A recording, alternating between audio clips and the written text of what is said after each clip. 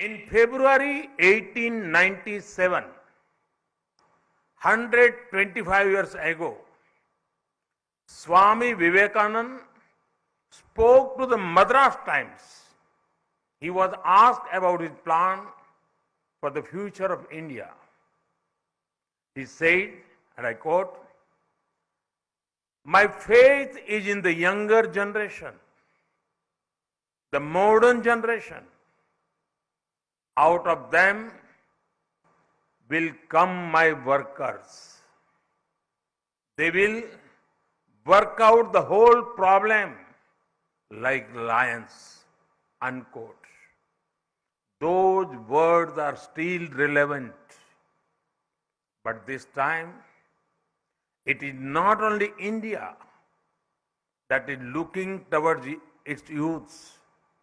The whole world is looking at India's youth with hope. Because you are the growth engines of the country. And India is the world's growth engine. It is a great honor. It is also a great responsibility, which I am sure you will excel in.